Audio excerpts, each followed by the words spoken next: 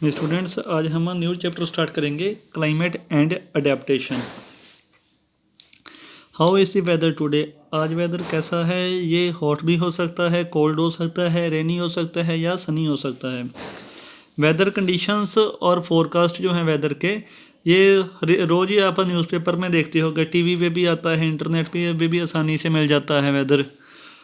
तो एक typical weather report एक नीचे दी गई है और इसको देख के आंसर देने हैं अपने क्वेश्चन आंसर है थोड़े से। ये देख सकते हो, गूगल पे भी फिल करते हो आप तो ऐसी कंडीशंस आ जाती हैं। 10 डे जो फोरकास्ट आता है तो ऐसा आ जाता है कुछ, हर एक डे का टेम्परेचर वगैरह दिया होता है।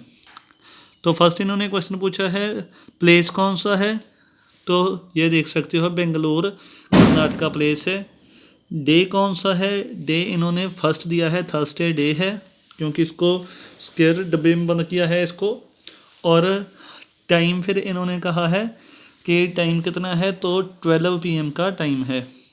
प्रिडिक्शन क्या है फिर वेदर की, देख लो 12 o'clock तो बारिश हो रही है। तो ज़्यादातर अगर ओवरऑल देखोगे तो सारे क्लाउडी हैं।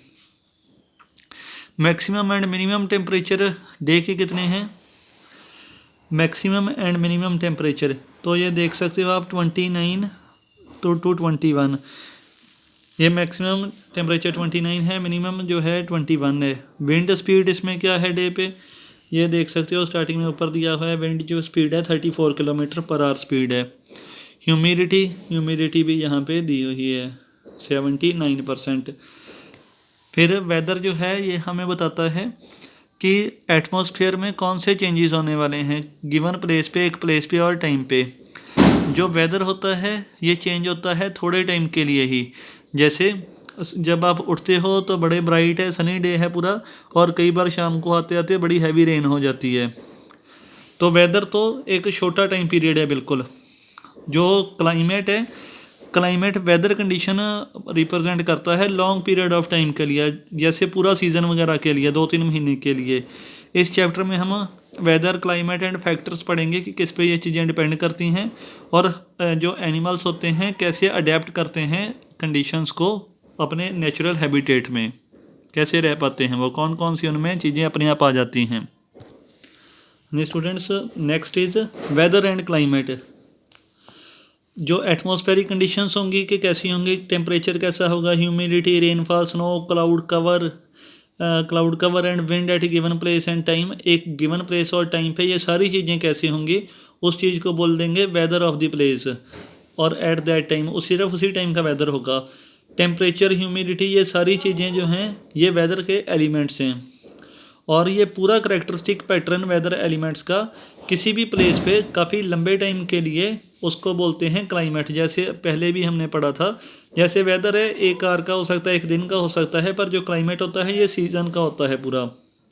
जैसे कभी समर आ जाता है, कभी विंटर, ये क्लाइमेट है। फिर वेदर और क्लाइमेट जो हैं ये हमारी लाइफ को बड़ा इफ़ेक्ट करते हैं। हमारे जीने के तरीक़ों को, हम कैसे कपड़े पहनते हैं, क्रॉप्स कैसे उगा सकते हैं, हम फूड कैसा खाते हैं, एंड मैनी अदर थिंग्स जो हैं वो वेदर पे डिपेंड करती हैं। तो और साथ में ही क्लाइमेट पे भी डिपेंड करती हैं। जो वेदर फोरकास्ट है ये एक प्रिडिक्शन होती है कि वेदर कैसा होगा किसी प्लेस का, किसी भी छोटे टाइम के लिए, जैसे 7 डेज़ के लिए हो गया।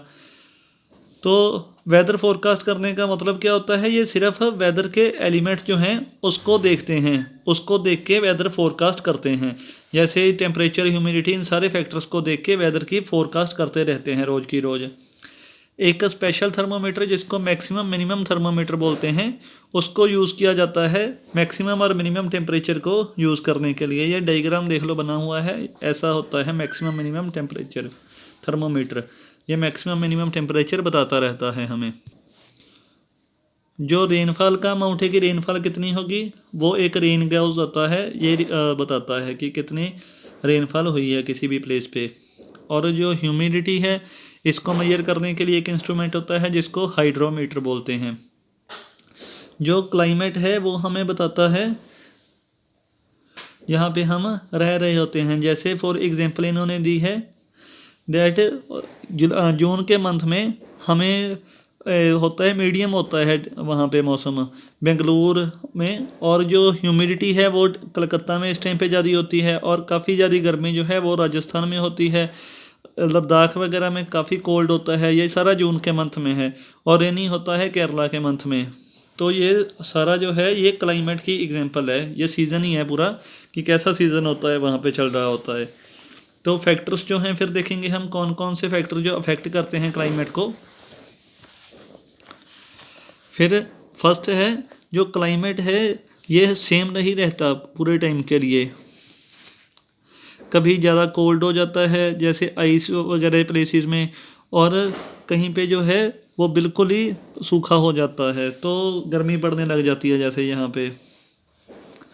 साइंस एंड टेक्नोलॉजी के एडवांसमेंट के साथ और पावरफुल कंप्यूटर्स जैसे आ गए हैं, अब साइंटिस्ट जो हैं ये अब स्टिमुलेट कर सकते हैं। स्टिमुलेट का मतलब सिचुएशन जो है वो फाइंड कर सकते हैं कि अर्थ का क्लाइमेट कैसा होगा। इसके लिए वो एक simplified model, simple model use करते हैं और स्टडी यूज़ करते हैं जिससे वो प्रिडिक्ट कर सकते हैं। जो ये साइट है इसकी स्टडी है, क्लाइमेट स्टडी, ये बड़ी ज़्यादा अब इमर्ज हो रही है, बहुत फैल रही है और बड़ी एक्साइटिंग है और चैलेंजिंग फील्ड है ये साइंस की। Next is climate of earth as a whole. कई कुछ फैक्टर्स हैं जो अफेक्ट करते हैं क्लाइमेट के, अर्थ के क्लाइमेट को। वो हैं कि डिस्टेंस कितना है सन का और अर्थ का, ये फैक्टर्स हैं मेनली।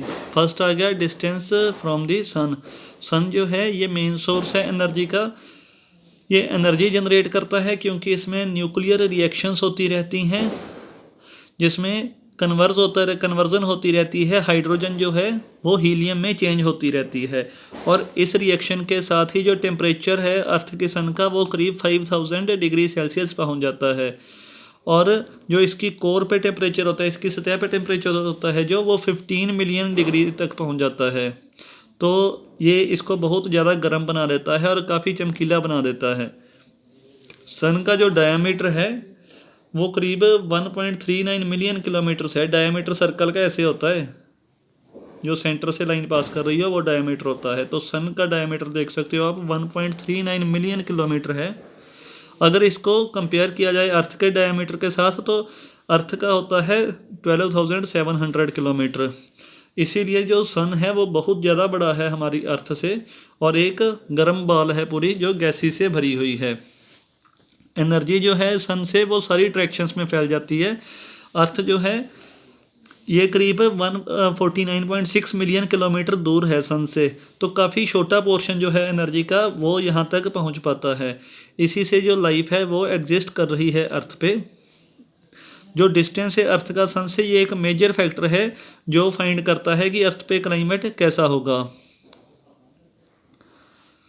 अगर अर्थ जो है सन के ज़्यादा क्लोज हो जाए तो बड़ी ज़्यादा यहाँ पे गर्मी हो जाएगी, और अगर इससे भी दूर हो जाए थोड़ी सी तो ठंड ज़्यादा हो जाएगी क्योंकि सन की जो हीट है वो पहुँचेगी नहीं। तो टेम्परेचर जो अर्थ का है ये भी हमारे जो लाइफ फॉर्म्स हैं जो अर्थ पे चीज़ें रहती हैं वो बिल्कुल नॉर्मल है कि सभी जने उस पर रह पाएँ। ऐसा नहीं है कि कोई डेड हो जाता है टेम्परेचर से, तो ऐसा टेम्परेचर है कि सभी को जीवित रखने में हेल्प करता है ये टेम्परेचर। नेक्स्ट है अर्थ की टिल्ट यानी कि इंक्लिनेशन। हाँ जी, नेक्स्ट है हमें पता है कि जो अर्थ है ये सन के अराउंड रिवॉल्व करती है। तो ये पाथ कौन सा फॉलो करती है, जैसे सन यहाँ पे है तो ये अगर ऐसे मूव करती है तो जिस पाथ पे ये मूव करेगी उसको बोलेंगे orbit of the earth. At the same time जो अर्थ है ये एक इमेजिनरी लाइन पे भी मूव करती रहती है जो नॉर्थ एंड साउथ पोल को ज्वाइन होता है। इसको बोलते हैं एक्सिस ऑफ रोटेशन या सिंपली अर्थ का एक्सिस। ये देख सकते हो आप, ये अर्थ का एक्सिस है। जैसे ये पूरी सीधी लाइन है, यहीं पे जो अर्थ है आसपास इसके घूमती रहती है। तो इसका मतलब है अर्थ दो तरीके से घूमती है, एक तो सन के अराउंड, एक अपने एक्सिस के अराउंड। जैसे ये वाली चीज़ है ये इसके अराउंड घूमती रहती है बॉल जो है, तो सेम यही चीज़ है। स्पिनिंग टॉप की एग्जांपल ले सकते हैं हम। नेक्स्ट इज इसको हम स्पिनिंग टॉप के साथ कंपेयर कर सकते हैं। जब हम स्पिनिंग टॉप को स्पिन करते हैं, घुमाते हैं और इसको फ्लैट फ्लोर पे रख देते हैं, नीचे ज़मीन पे ही रख देते हैं, तो ये एक सर्कुलर पाथ में घूमता रहेगा और सेम टाइम पे ये अपने एक्सिस के अराउंड भी घूमता रहेगा। जो सर्कुलर पाथ ये रिवॉल्व करता है उसको हम कंपेयर कर सकते हैं अर्थ के ऑर्बिट के साथ, और जो इसका स्पिनिंग मोशन होगा उसको कंपेयर कर सकते हैं अर्थ की रोटेशन के साथ जो अपने एक्सिस पे होगी। अगर हम ध्यान से इसको देखें तो आप देखोगे कि जो एक्सिस होता है वो एग्जैक्टली परपेंडिकुलर नहीं होता, मतलब बिल्कुल ऐसे सीधा नहीं होता, वो थोड़ा सा मुड़ा हुआ होता है, थोड़ी सी टिल्ट होती है उसमें, ठीक है। तो इसको फिर अर्थ के मोशन के साथ कंपेयर करेंगे तो अर्थ को अगर किसी भी प्लेन पे हम मान लें कि मूव कर रही है, जैसे हमारा स्पिनिंग टॉप ज़मीन पे मूव कर रहा है, तो अगर हम मान लें अर्थ भी किसी एक जगह पे मूव कर रही है तो वो जिस प्लेन पे ऑर्बिट में मूव कर रही होगी, जिस प्लेन पे मूव कर रही होगी उसको बोलेंगे एलिप्टिक प्लेन। तो जैसे स्पिनिंग टॉप थोड़ा सा टेढ़ा मूव करता है, परपेंडिकुलर नहीं होता, इसी तरह अर्थ जो है ये भी परपेंडिकुलर नहीं होती, ये थोड़ी सी टेढ़ी होती है, इसमें टिल्ट होता है थोड़ा सा। फिर वो वाला एंगल जो अर्थ का एक्सिस बनाता है एलिप्टिकल प्लेन के साथ, उसी को ही बोलते हैं एंगल ऑफ इंक्लिनेशन। और जो एंगल ये वाला होता है ये 23.5 डिग्री होता है।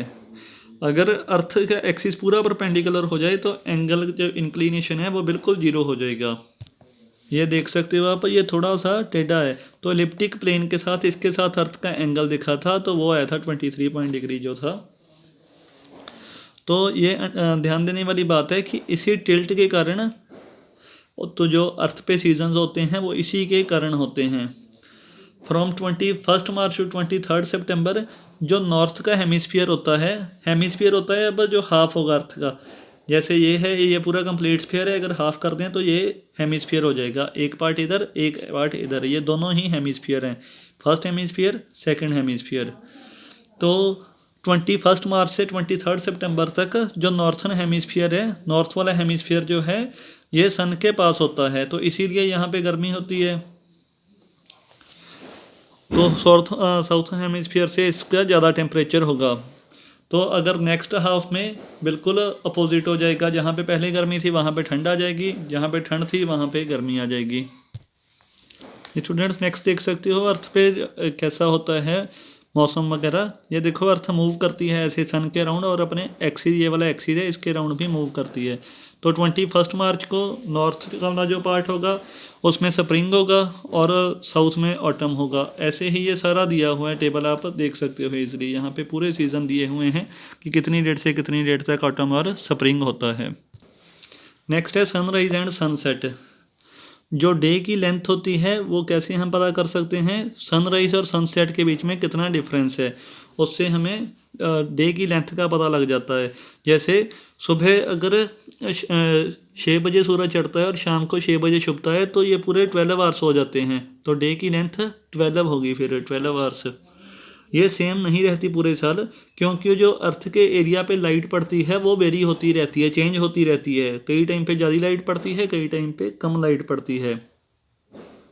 नॉर्थ हेमिस्फीयर में जो लॉन्गेस्ट डे होता है ईयर का वो 22 जून होता है, और जो शॉर्ट जून होता है, शॉर्टेस्ट डे होता है वो 22 दिसंबर होता है, सबसे छोटा दिन 22 दिसंबर होता है।